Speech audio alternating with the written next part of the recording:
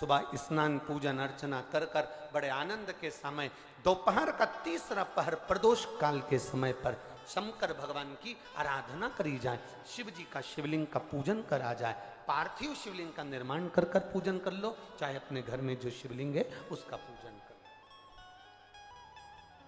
जिस प्रसाद को बनाओगे उसके 3 हिस्से, भगवान की आराधना पूजन अर्चना, एक हिस्सा भगवान को समर्पित कर, दूसरा हिस्सा सबको वितरण कर, तीसरे हिस्से का भाग स्वयं ले।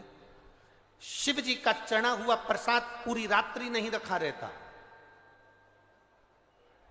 खास तौर से 16 सोमवार के प्रसाद को रात भर कभी मत रखना। हम 7 दिन जो बेलपत्र यहां से आप लोगों को, कई लोगों को देते हैं, 7 दिन में 5 दिन 4 दिन जो बेलपत्र आपको मिलती है, तो ये बेलपत्र हम उससे कहते हैं रात भर नहीं रखना है। इसको मिले, तुम्हारे शरीर में कष्ट है, रोग है, बीमारी है, बड़े से बड़ा रोग है, लीवर किडनी कैंसर तक का रोग है, तुम्हें जो बेलपत्री दी गई है उस बेलपत्री को तुम इसी पंडाल में कहीं ना कहीं बैठकर उसको खाकर बाबा की रज को अपने हृदय से लगाकर कहकर जाना, बाबा मुझे ये रोग है, समाप्त आप करना। जब 3 दिन कथा का बस केवल जो आखिरी दिन होता है, विराम का दिन होता है, वो बेलपत्री नहीं खाई जाती, उस बेलपत्री को तो रखा जाता, बाकी के जो बाकी के दिन की बेलपत्र होती है उसको खाते हैं। रात भर शिव पोथी पर चढ़ी हुई बेलपत्र केवल आखिरी के दिन की, विराम के दिन की बेलपत्र ही केवल लाल वस्त्र में रखने की होती है, बाकी के बेलपत्र केवल रोज की खाने की होती है, उसको रखा नहीं जाता, खाया जाता।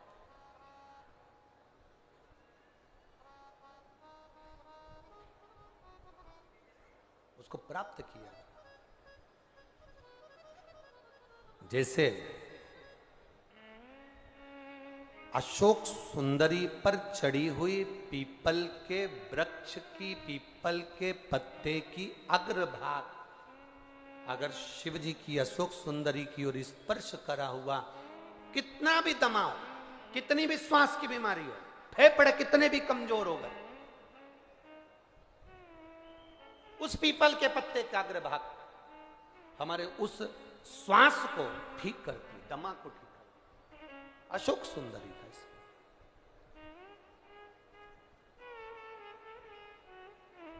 बेलपत्री।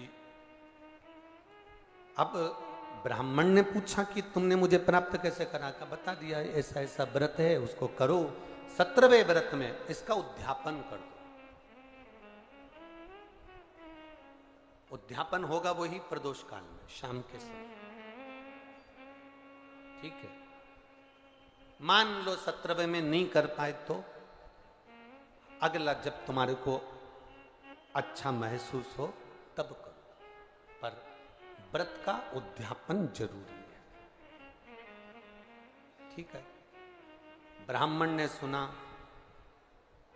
एक पराये गांव में वो व्रत करता करता पहुंच गया, वहां के राजा की लड़की की शादी हो रही थी, राजा ने स्वयंवर रचा था, एक हथनी के सूंड में माला दे दी थी, ये हथनी जिसके गले में माला पहनाएगी विवाह उसी के साथ बेटी का होगा।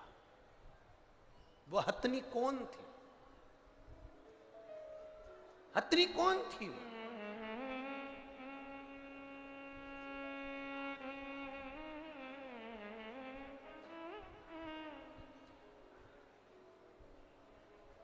अगर नरसिंह पुराण को आप पढ़ेंगे तो नरसिंह पुराण में लिखा हुआ है, राजा के नगर में हथनी के सूंड में माला दी गई, ये माला जिसके गले में पहनाएगी उसी के साथ मेरी बेटी का विवाह होगा। वो हथनी कौन थी? ऐसे संकल्प पहले के राजा लेते थे। वो संकल्प क्यों लेते थे? जनक जी ने संकल्प लिया, जो इस धनुष को उठाएगा चढ़ाएगा उसी के साथ बेटी ब्याहूंगा। तो जनक जी को क्या पड़ी जो उन्होंने ये संकल्प लिया? संकल्प व्यक्ति कब लेता है? जब उसको कुछ अच्छा नजर आता। क्या जनक जी ने देखा था? जनक जी ने देखा था कि जनक जी की बेटी माता जानकी जी 4 साल की थी और जनक जी ने अपने गुप्तचरों से, अपने द्वारपालों से कहा था कि आज मैं धनुष का पूजन करने के लिए आऊंगा, धनुष का पूजन करने आऊंगा। धनुष के नीचे गाय का गोबर लाकर लीपा जाए और चौक पूरा जाए, पूजन करी जाए। 10,000 द्वारपाल धनुष को उठाने में लग गए पर धनुष नहीं उठा। आसपास से उनने लीप दिया, पूजन की तैयारी कर दी।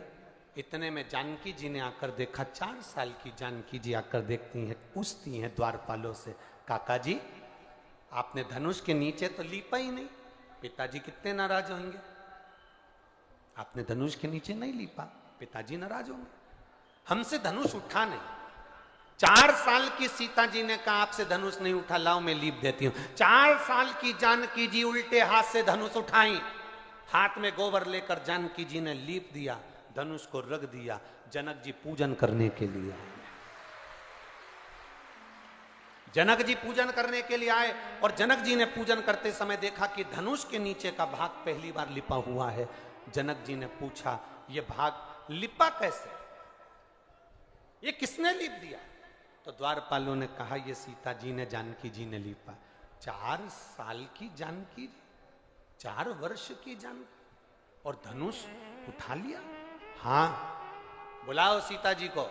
जानकी जी को बुलाया गया और जानकी जी को बुलाकर पूछा गया, बोलो जानकी ये धनुष कैसे उड़ गया? सीता जी ने अपने उल्टे हाथ से धनुष उठाकर सीधे हाथ से लीप कर बता दिया। जैसे लीप कर बताया, जनक जी ने संकल्प ले लिया, मेरी बेटी का विवाह मैं उसके साथ करूंगा जो सीधे हाथ से धनुष उठाएगा, चढ़ाएगा, तोड़ देगा, बेटी उसी के साथ ब्याह दूंगा। जैसे जनक जी ने संकल्प लिया था, वैसे ही शिव महापुराण की कथा कर रही है। एक राजा ने संकल्प लिया कि हथनी जिसके गले में माला पहनाएगी, बेटी का विवाह उसके साथ करूंगा। ये हथनी है कौन? नरसिंह पुराण कहती है ये कौन हथनी? कहा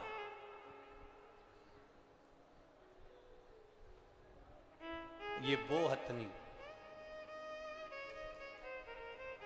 जिसने जन्म से शंकर के मंदिर की चौखट पर इसका जन्म हुआ। एक हथनी ने इसको जन्म दे दिया।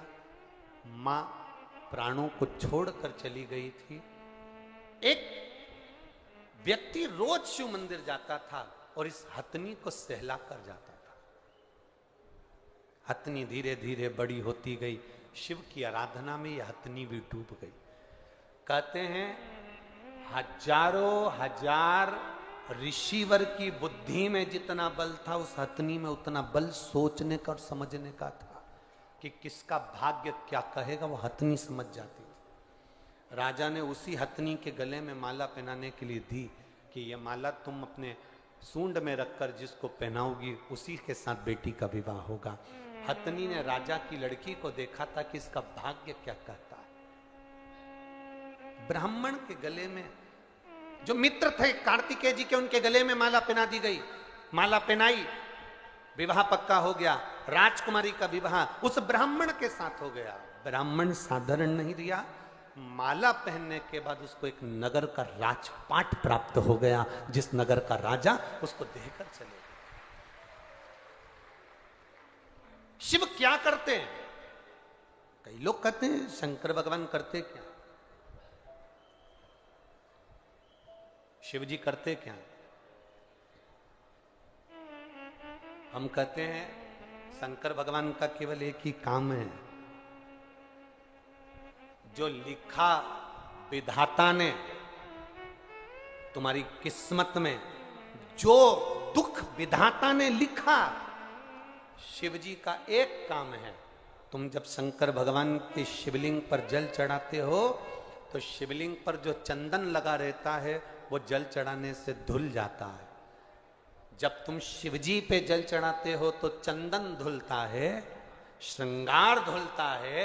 उसी तरह शंकर जी पे जल चढ़ाते समय वो जल तुम्हारे भी दुख को धो देता है, दुख को धो। रोज रोज किसी के यहां जाओगे ना तो तुम्हारी इज्जत घट जाती है। घटती है कि बढ़ती है? बोलो बोलो, जम के बोलो जरा। घटती है। रोज रोज किसी के दरवाजे पर जाओगे तो इज्जत घटेगी, पर रोज रोज महादेव के दरवाजे पर जाओगे तो इज्जत बढ़ेगी।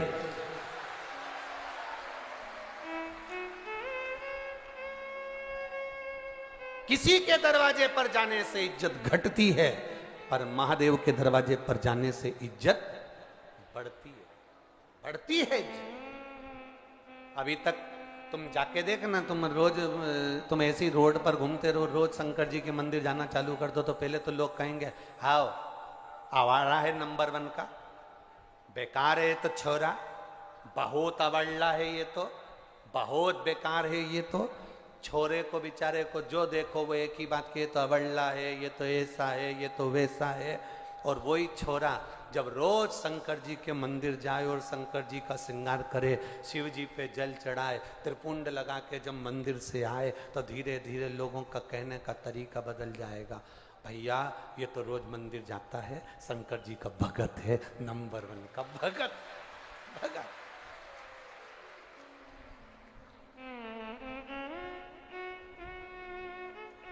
शिव की भक्ति इसके अंदर, शिव का गुणगान इसके अंदर। अब शादी हो गई, राजकुमारी आ गई, राजकुमारी ने पूछ लिया अपने पति से, मैं एक राजा की लड़की, तुम एक ब्राह्मण के बेटे, मैं कैसे मिल गई तुमको? कहा 16 सोमवार के व्रत के फल से मिली। व्रत का फल इतना होता है, एक बेटा मुझे चाहिए, पुत्र की कामना से उसने 16 सोमवार का व्रत करा, उसको एक पुत्र भी हो गया। पुत्र होने के बाद पुत्र धीरे धीरे बड़ा भी हो गया। बड़ा होने के बाद पुत्र ने एक दिन पूछ लिया, मां मैं राजघराने में जन्म ले लिया, ऐसा मैंने कौन सा पुण्य करा था? कभी आप भी विचार करना, चौराहे पर खड़े हुए भिखारी को देखना, किसी भिखारी को देखना, किसी बीमार व्यक्ति को देखना, किसी बहुत ज्यादा कष्टप्रद व्यक्ति को देखना, और उसको देखकर अपने आप को तुम जरूर देखना, और देखकर महादेव से प्रार्थना करना, बाबा तूने बड़ी कृपा करी, मुझे चौराहे का भिखारी नहीं बनाया, मुझे कुछ अच्छा बनाया। तूने बहुत अच्छी कृपा करी, अच्छे घर में मुझे जन्म दिया। तूने बहुत अच्छी कृपा करी जो मुझे इस भारत की भूमि पर जन्म दिया। तूने बहुत अच्छी कृपा करी जो तूने मुझे मध्य प्रदेश में जन्म दिया। तूने बहुत अच्छी कृपा करी जो तूने मुझे छिंदवाड़ा में जन्म दिया। तूने बहुत अच्छी कृपा करी जो मुझे पूरा शरीर दिया, पांव, हाथ, आंख, मुख सब दिया, सारे डिपार्टमेंट 2-2 दिए। पांव बोलते जाओ तो हाथ, नयन, श्रवण, तो जिह्वा। भगवान को भी मालूम था एक ही गजब कर जाएगी, पूरे छिंदवाड़ा में आग लगाया है, एक ही बोल। जीवान 2 नहीं दिया, जीवान 1, और उसको भी नीचे से बांध दिया। जीवान को कभी दर्पण में, कांच में देखना, नीचे से बंधी है 3 जगह से, और देखा ये बहुत ज्यादा बोलेगी तो इसके आसपास 32 सैनिक लगा दिए, 32 दांत, ज्यादा बोले तो काट दे। इन्होंने देखा सैनिक से भी काम नहीं चलेगा, तो ये जिभान के लिए फाटक लगा दिए, होठ, ज्यादा बोले तो मुंह बंद रखो। पर ये जिबान इतनी एबली, पूरे मोहल्ले में कहीं का इतना एबला नहीं होगा जितनी जिबान एबली, इतनी एबली। एक दिन इस जिबान ने दांतों से कहा, तुम मेरे 32 भाई हो, ए 32 भाई तुम मेरा ध्यान रखना। जिबान ने दांतों से कहा, 32 भाई मेरा ध्यान रखना, तुम मुझे काट मत देना। 32 भाइयों ने कहा, बेन तेरी सौगंध खाते हम तुझे नहीं काटेंगे, पर तू हमारा ध्यान रखना, किसी से आड़ी टेढ़ी मत किए देना, नहीं तो 32 एक बार में निपट जाएगा, एक बार। हम ध्यान रखें पर तू भी हमारा ध्यान, बड़ी मुश्किल से।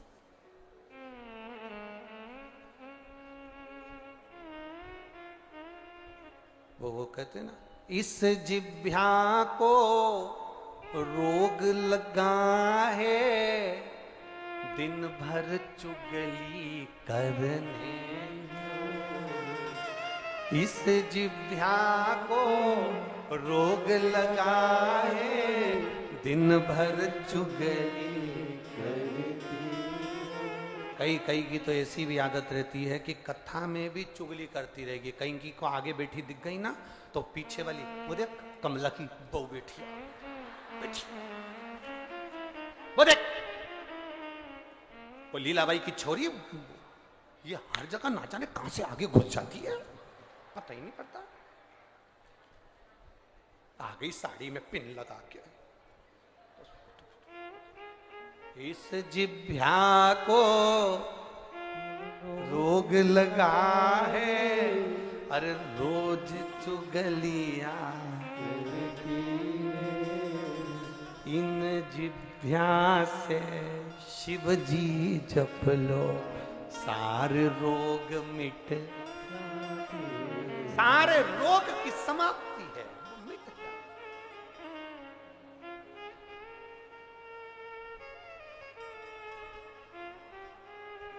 सब मिट।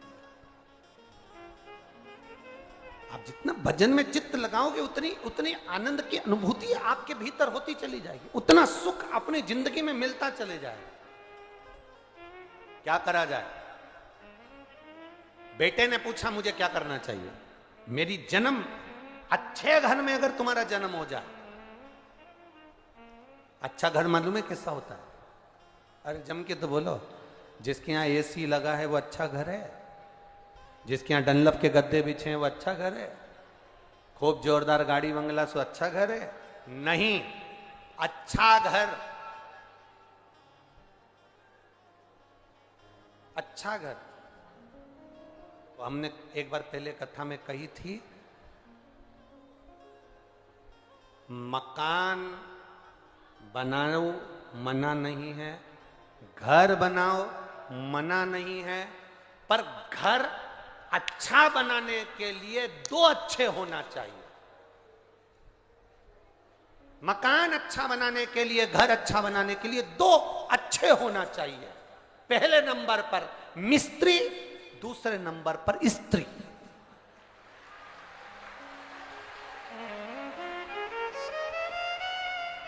अगर ये दो अच्छे हैं तो तुम्हारा घर अच्छा है। मिस्त्री थोड़ी सी भी मिस्टेक कर देगा तो बाथरूम में पानी भरा की भरा ही रहेगा, झाड़ू लगा लगा के निकालना पड़ेगा, वाइपर से निकालना पड़ेगा। मिस्त्री गड़बड़ होगा तो दीवार में सिड़न आ जाएगी, मिस्त्री गड़बड़ होगा तो खिड़की में से पानी अंदर घुस जाएगा। और अगर स्त्री थोड़ी भी अगर गड़बड़ निकली गई तो तू दुकान छोड़ के घर कभी नहीं आएगा, ये निश्चित है। घर अच्छा बनाने के लिए दो जरूरी है, एक मिस्त्री और दूसरी स्त्री। स्त्री अच्छी हो और मिस्त्री थोड़ा बहुत गड़बड़ भी होगा तो चल जाएगा। मकान अपना है पर ये जगदम्बा अच्छी होना चाहिए, नहीं तो दिन भर चंद्र घंटा बनकर ये ठीक जरूर, नहीं तो रोज सुबेरे से लेके शाम तक आरती गाते रहोगे। अम्बे तू है जगदम्बे जय हो छिंदवाड़ा वाली, हम सब उतारे तेरी, तेरे घर के बच्चों पे भीड़ पड़ गई।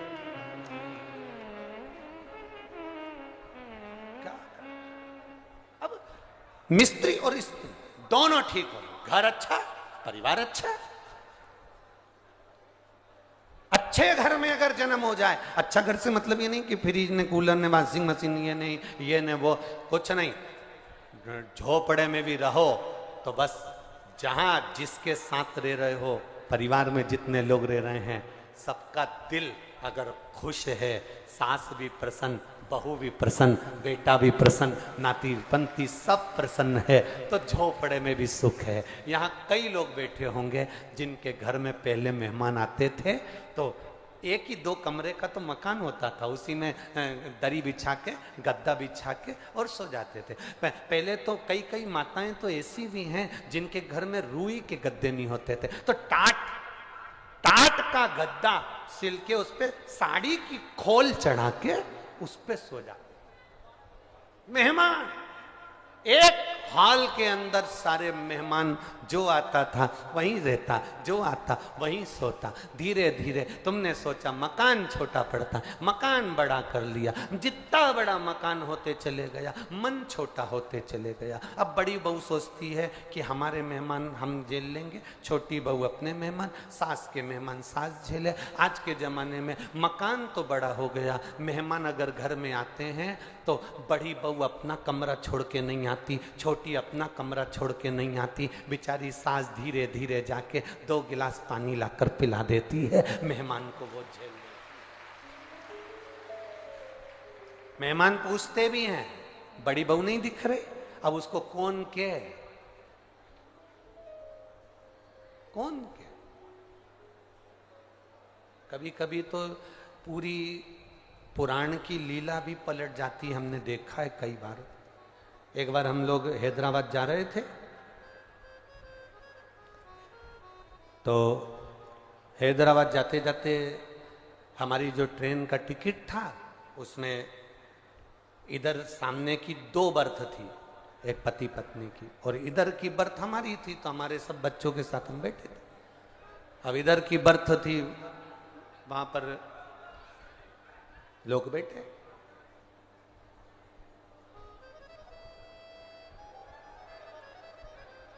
थोड़ी देर बाद वहां पर एक नागपुर से कुछ लड़के चढ़ गए, और लड़के चढ़े, और लड़के ने चढ़ते से देखा कि महाराज तो धोती पहन के बैठे हैं। तो उन्होंने पूछा आप कथा करते हो? हमने कहा हाँ। आप कथा करते हो? बहुत पहले की बात है, 15-20 साल पहले। आप कथा करते हो? हाँ। लड़कियां भी थी उन लड़कों के साथ, नागपुर के बच्चे थे। थोड़ा उन्होंने कहा ठिठोली कर ले महाराज जी से। फिर कहा आप कथा करते हो? हमने कहा नहीं, कथा करने वाले के 2 सींग होते हैं। इतने में लड़कियां हंसकर कही महाराज जी आपको बुरा लग गया। हमने कहा हमको बुरा नहीं लगा, हमारा एक क्वेश्चन है, आप उसको सॉल्व कर सकते हैं? हमने कहा क्या क्वेश्चन है बताओ। तो उन्होंने कहा हमारा क्वेश्चन ये है कि भगवान ने हाथ दिए, पाँव दिए, सब दिया, पर भगवान ने जो ये कान दिए भगवान ने, तो सुनाई तो ये 2 छेदों से देता है, फिर भगवान ने ये क्यों बनाया? जब सुनाई तो छेदों से देता है, अपन कोई शोर होता है तो ऐसे कानों में उंगली डाल लेते हैं, शोर बंद हो जाता है, फिर भगवान ने ये क्यों बनाया? हमने कहा इतना सा प्रश्न तुम्हारे प्रोफेसर से पूछ लेते जिस कॉलेज में पढ़ते हो। नहीं आप बताओ भगवान ने ये क्यों बनाया? हमने कहा देख बेटा, भगवान का नाम चतुर नारायण है, उसको मालूम है जब तेरा बुढ़ापा आएगा तो चश्मे का स्टैंड कहां से लाएगा, उसको मालूम है।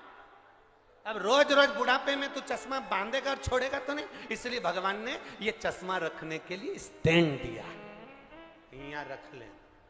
उसने कहा महाराज जी हर हर महादेव। हमने कहा जय श्री शिवाय। कभी कभी लीला पलट जाती, कभी कभी चित्र विचित्र हो जाता। मांगा शिव तत्व को, मांगो शंकर की उदारता को, मांगो शंकर की करुणा को। अब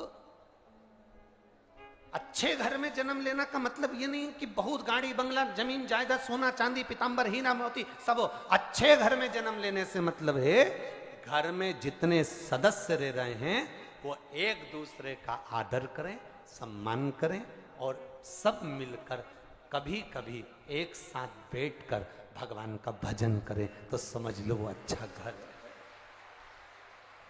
वो अच्छा घर है जहां हम रह रहे। ना राम नाम लीनो ओ तूने भरी जवानी में, तू डूब के मर जा रे चुल्लू भर। ये जिसके यहां भगवत स्मरण होता हो, भजन होता हो, वो घर घर आनंद।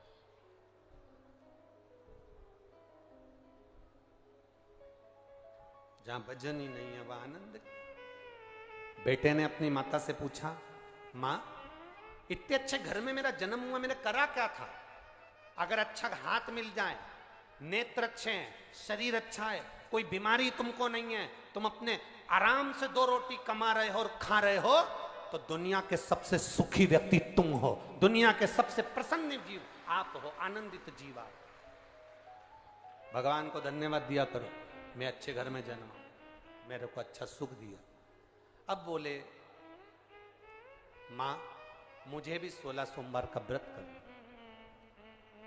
घर में जो बच्चा बच्ची होते हैं, बेटा बेटी होते हैं, वो भी कहते हैं माँ एक बार मुझे भी पशुपति व्रत करना। माँ मुझे जन्माष्टमी का व्रत करना है, पशुपति व्रत करना है, शिवरात्रि का। बच्चे भी कहते हैं हम भी करेंगे। माता पिता को चाहिए कि उस बच्चे से कहें कि करो व्रत, मना नहीं है, करो।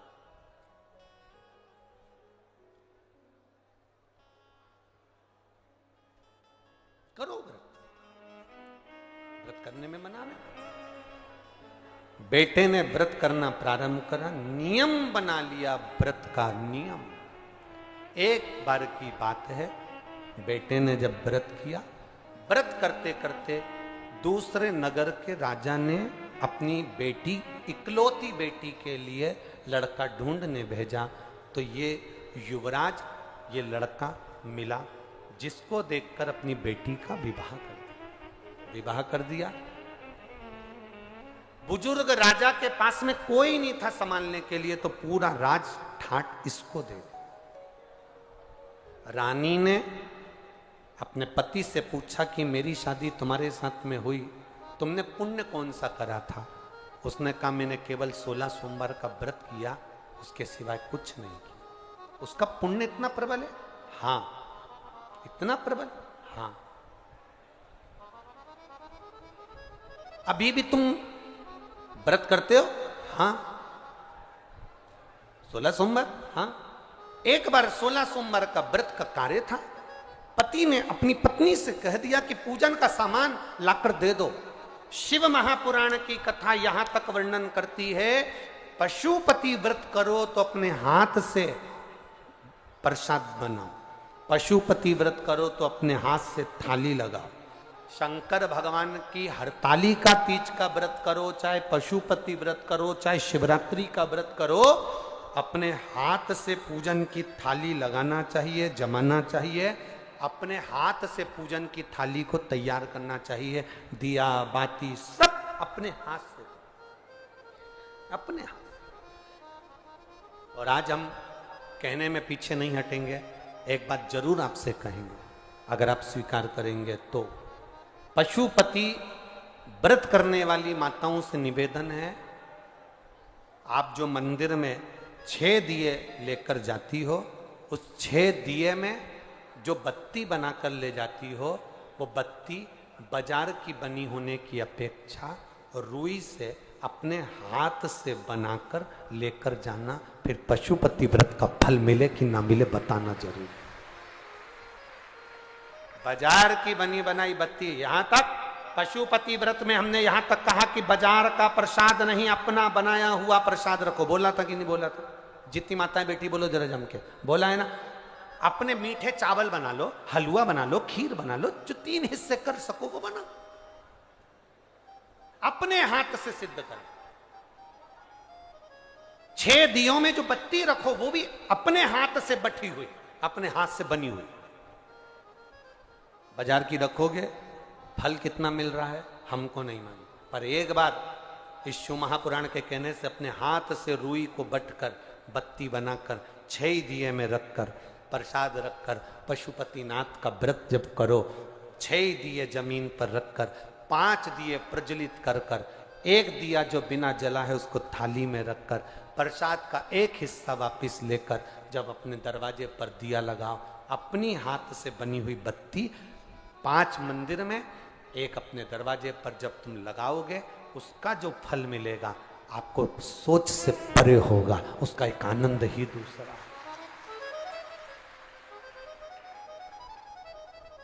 रेडीमेड जमाना हो गया, चंदन भी रेडीमेड, बाती रेडीमेड, सब सामान रेडीमेड। 2 चीजें तो अपनी करो खुद की।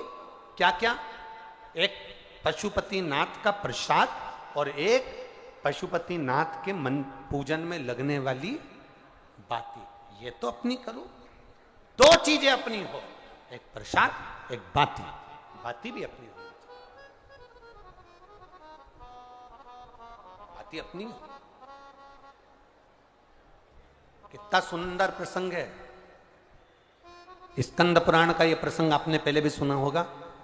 एक बुढ़िया के घर में बच्चे नहीं हुए, एक बुढ़िया के घर में उसके बेटे के यहां संतान नहीं हुई, पोते का मुंह नहीं देखा उसने, दुखी रहती थी, सबको गाली देती थी, सारे देवताओं को गाली देती थी, संतों को गाली देती थी, सबको गाली।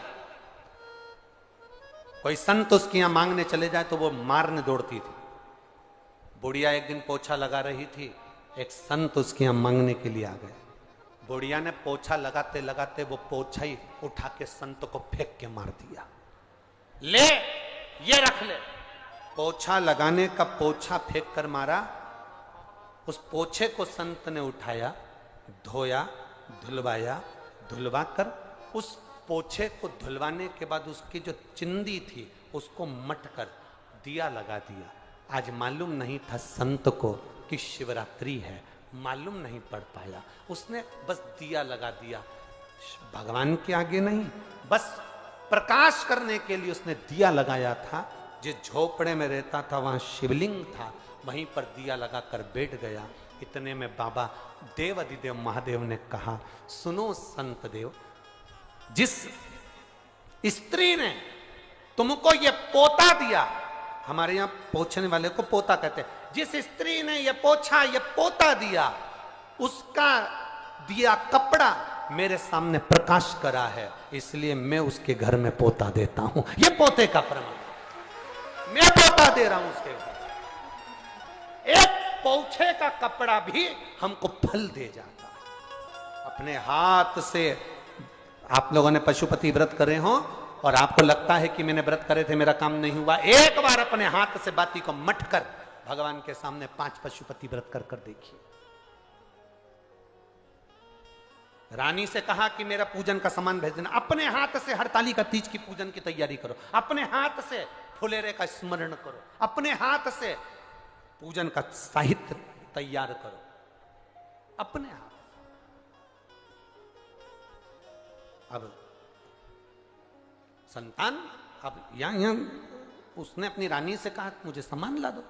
रानी ने नौकरानी के हाथ, दासी के हाथ सामान भेज दिया पूजन का। आकाशवाणी हो गई, तेरी रानी ने शिव का अपमान कर दिया, इसको बाहर निकाल दिया गया। दर बतर ठोकर खाती रही। शिव का आप भजन करो ना करो, रानी केवल नौकरानी के हाथ, दासी के हाथ सामान भेज देती, चल जाता। रानी ने गलती कौन सी करी? रानी ने केवल एक गलती करी, और रानी ने दासी से कहा, जा, मेरा पति तो दिन भर ढोंग और प्रपंच में लगा रहता है, उसमें तो अक्ल ही नहीं है, उसकी बुद्धि काम नहीं करती। क्या होता है शंकर जी की पूजन करने से? क्या होता है 16 सोमवार का व्रत करने से? आप नौकरानी के हाथ सामान भेज देते, चल जाता। आप दुकान पे से सामान भेज देते, चल जाता। पर आप मुख से शंकर की निंदा तो नहीं करते। शिव की निंदा करने वाले की गति क्या होती है, यह शास्त्र का है। रानी ने निंदा कर दी, दासी ने सामान लाया, पूजन कर दिया, पति ने। रानी तरबतर भटकती रही। ऐसी स्थिति रानी की हो गई, पानी को हाथ लगाती थी तो कीड़े हो जाते थे, किसी के यहां काम करती थी तो मटके फूट जाते थे। एक साधु ने देख लिया, एक ब्राह्मण ने देख लिया कि रानी की दशा बड़ी विचित्र है, पानी को हाथ लगाती है, पानी में कीड़े पड़ जाते हैं। संत ने पूछ लिया, ब्राह्मण जन ने पूछ लिया, ए बेटी, तुम अच्छे घर की दिखती हो, पर तुम्हारा शरीर, तुम पानी को हाथ लगाती हो तो सरोवर में कीड़े पड़ जाते हैं, तुम कपड़े को छूती हो तो कपड़ा जल जाता है, वृक्ष के नीचे बैठती हो तो वृक्ष में आग लग जाती है, हरा भरा वृक्ष सूख जाता है, तुम आखिर ऐसा क्या है? रानी ने कहा, मैंने अपने पति ने पूजन का सामान मंगवाया था, मैंने नौकरानी के हाथ, सेविका के हाथ भेज दिया, उससे मेरी ये दशा हुई। संत ने कहा, पूजन का सामान किसी के हाथ से भी भेजा जाए, ये कभी हो ही नहीं सकता।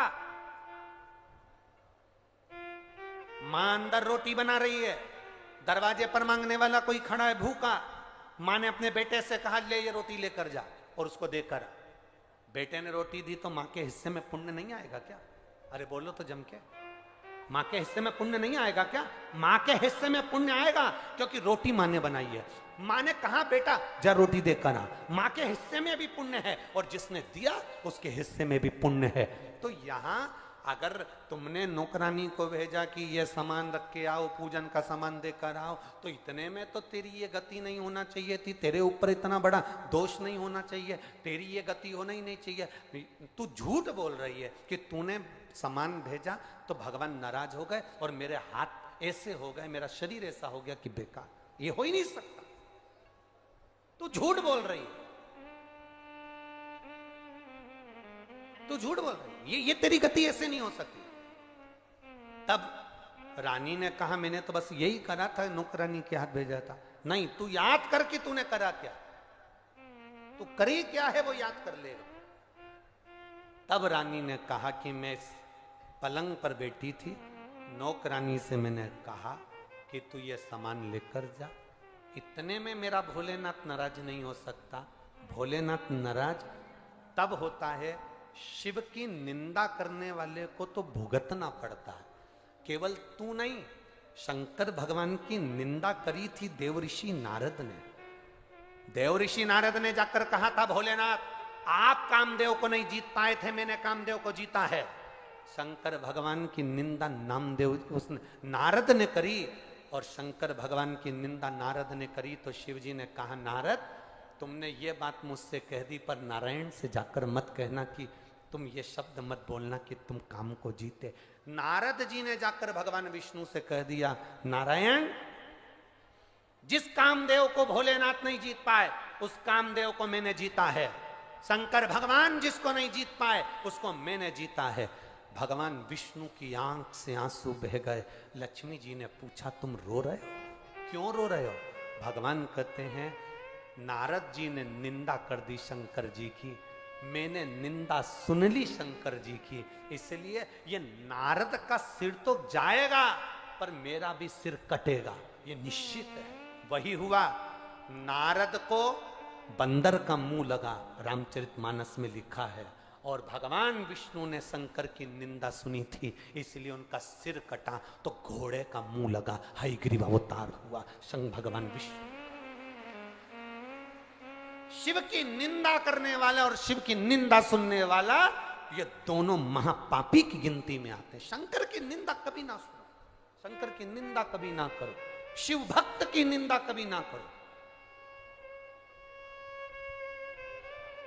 शिव भक्त की कभी निंदा नहीं होना, शंकर की निंदा नहीं। गलत कर दिया तूने, तू याद कर तूने कुछ गलती करी होगी। इतने में रानी ने कहा मैंने गलती केवल एक करी है कि मैंने कह दिया था मेरा पति तो ये ढोंग प्रपंच में लगा रहता है। क्या होगा शंकर जी को जल चढ़ाने से, क्या मिलेगा शिव जी को जल चढ़ाने से, क्या मिलेगा 16 सोमवार व्रत करने से? मैंने थोड़ी सी निंदा कर दी थी।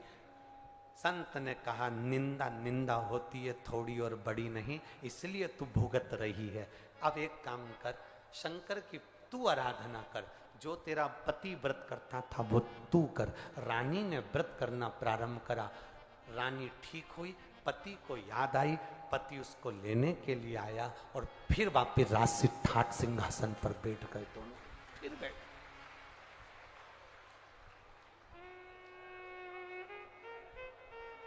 इसीलिए शिव महापुराण की कथा कहती है, शंकर की कथा वर्णन करती है, अपनी किस्मत का ताला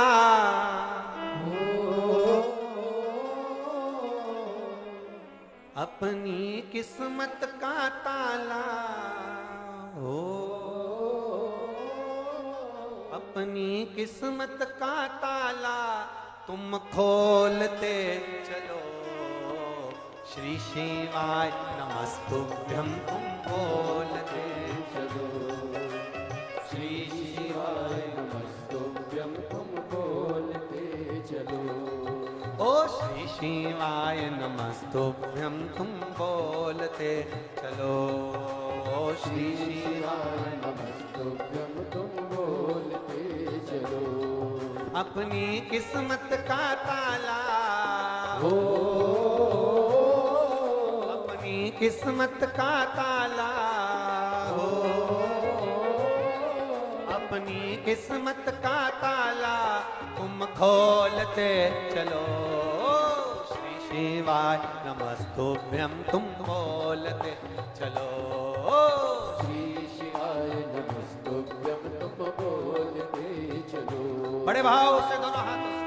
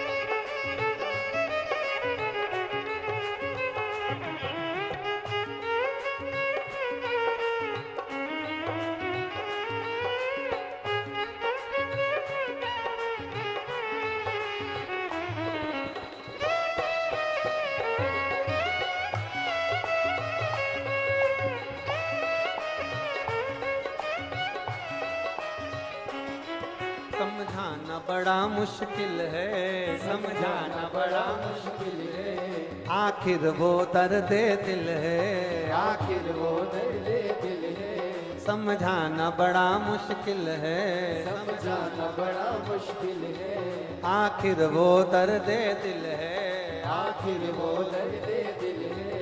सच्चा दरबार लगा है ये भोले की महफिल है, सच्चा दरबार लगा है ये भोले की महफिल है। सच्चा दरबार लगा है ये भोले की महफिल है, सच्चा दरबार लगा है ये भोले की महफिल है। नैनों को डमरू वाले का, नैनों को काशी वाले का, नैनों को डमरू वाले का दीदार चाहिए, वो काशी रहने वाला भोलाना चाहिए, वो काशी रहने वाला भोलेनाथ चाहिए, वो काशी रहने वाला भोलानाथ चाहिए, वो काशी रहने वाला भोलानाथ चाहिए। अपनी किस्मत का ताला, अपनी किस्मत का ताला, अपनी किस्मत का ताला तुम खोलते चलो।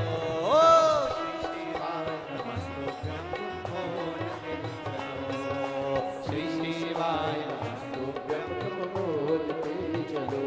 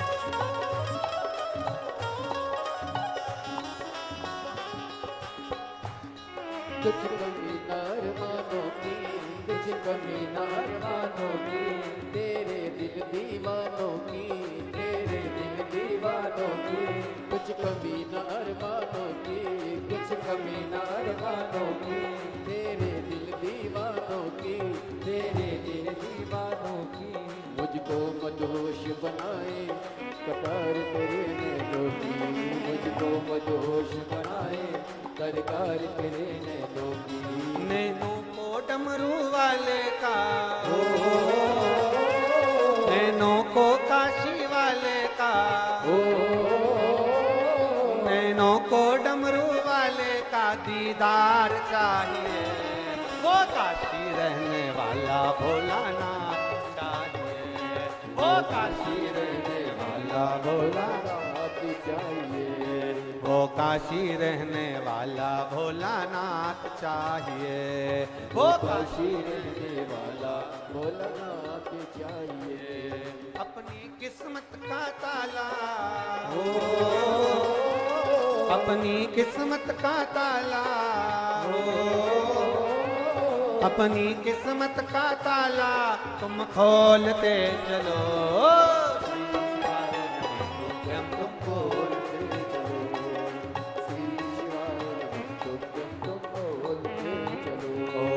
श्री शिवाय नमस्तुभ्यं तुम बोलते चलो, श्री शिवाय नमस्तुभ्यं तुम बोलते, हर हर महादेव। बड़े भाव से दिल से बाबा से प्रार्थना कर लो। आज कथा का विराम दिवस, कुछ देर में कथा विराम की ओर जा रही है।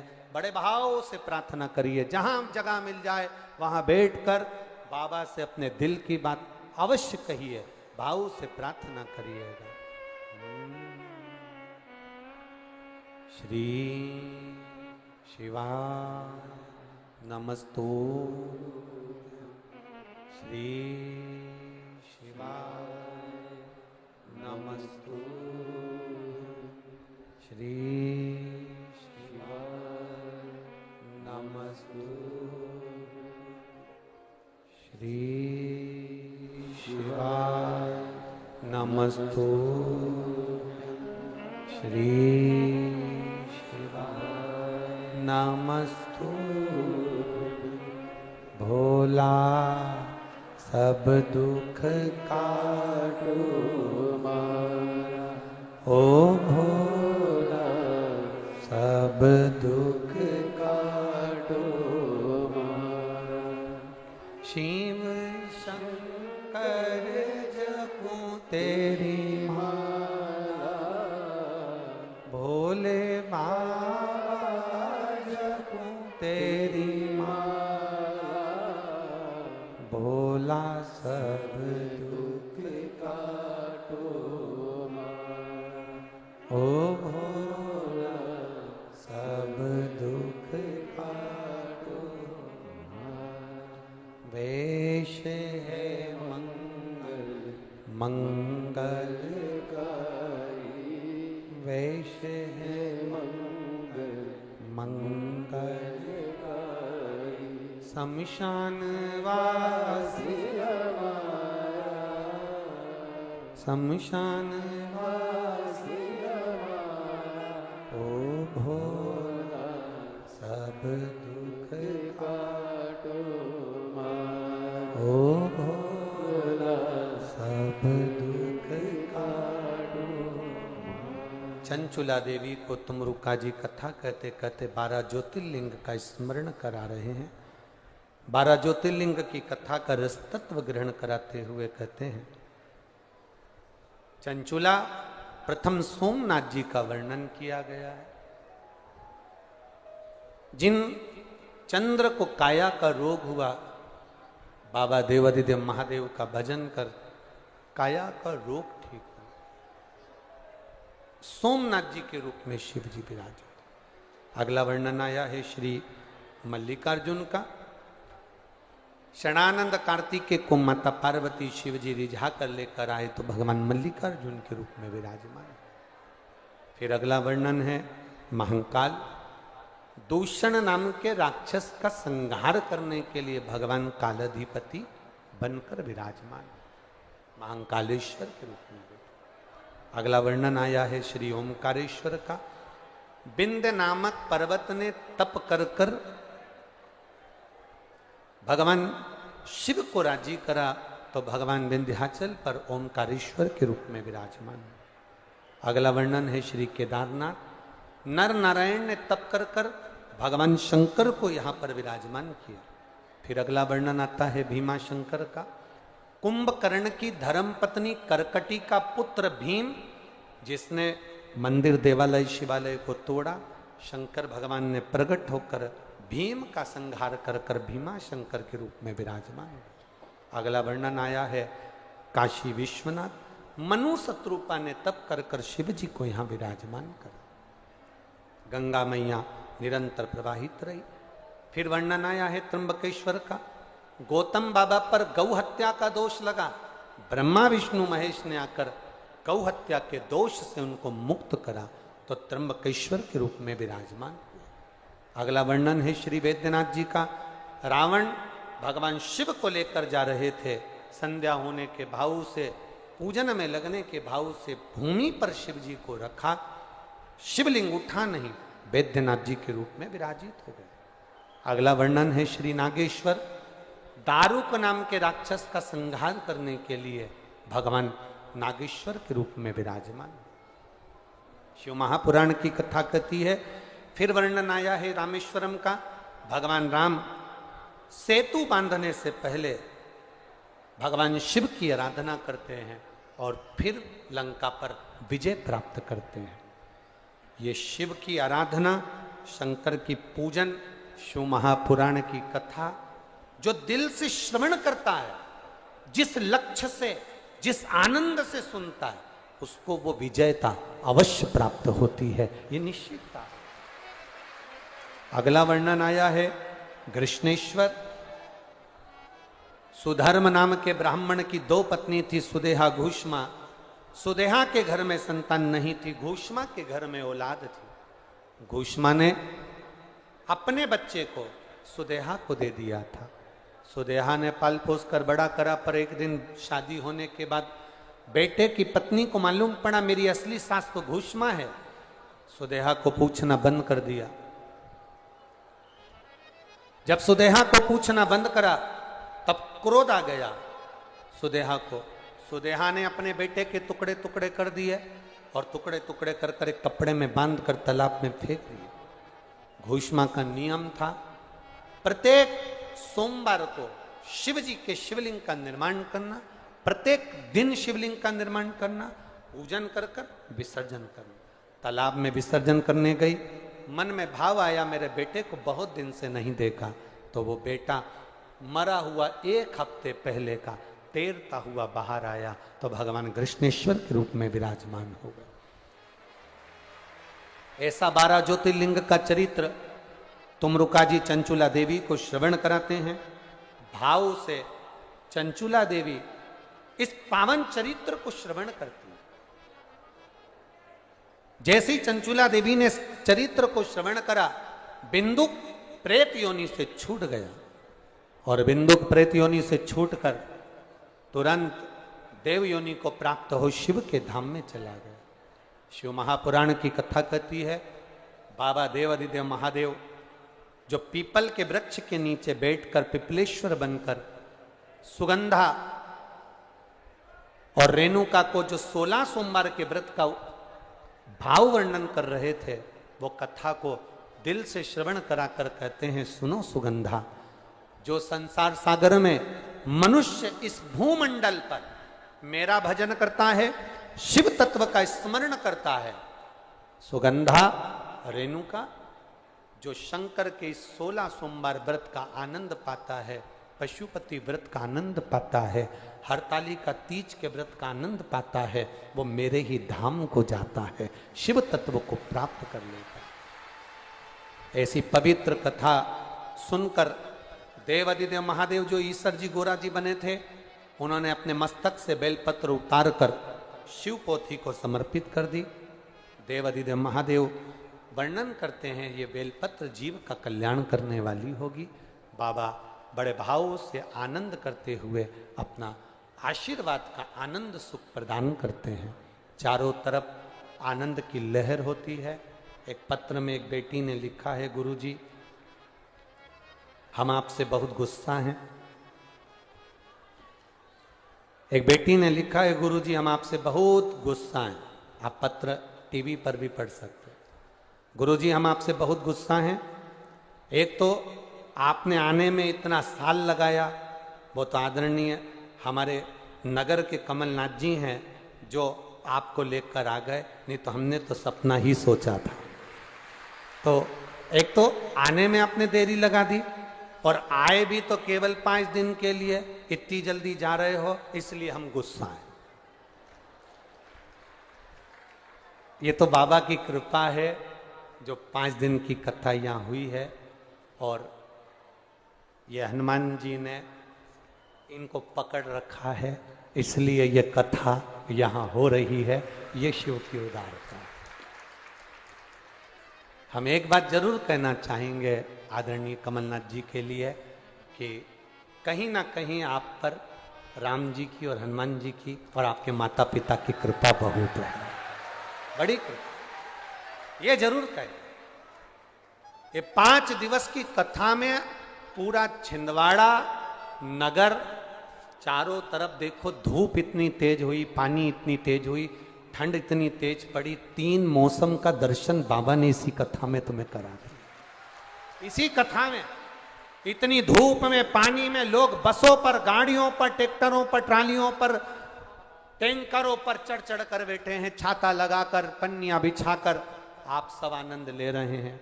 मेरा बेटी से निवेदन है, आप गुस्सा मत हो, इनको पकड़ लेना वापिस,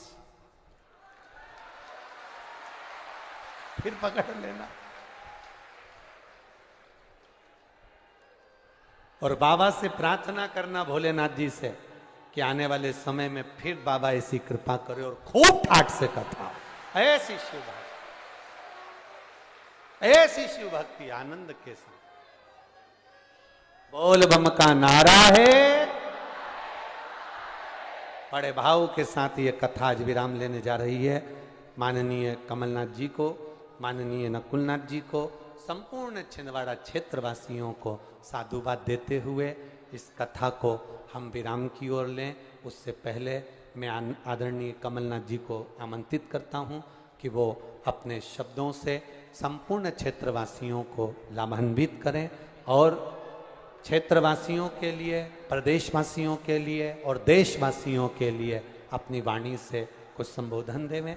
उसके बाद में फिर आरती का क्रम अपन प्रारंभ।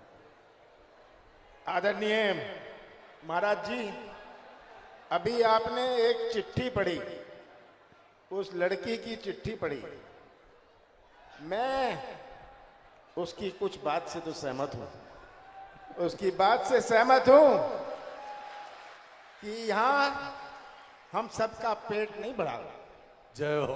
और मैं तो आपसे कह रहा था, पहले दिन मैंने आपसे निवेदन किया था कि आप छिंदवाड़ा को गोद ले लीजिए, ऐसा जिला आपको देश भर में नहीं मिलेगा।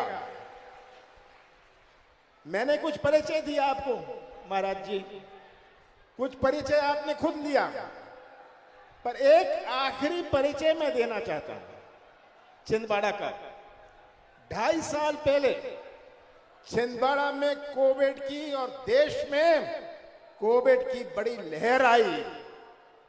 पूरे देश में ऑक्सीजन, वो कौन सा इंजेक्शन था, रेमडेसिविर गोली, क्रोसिन की कमी।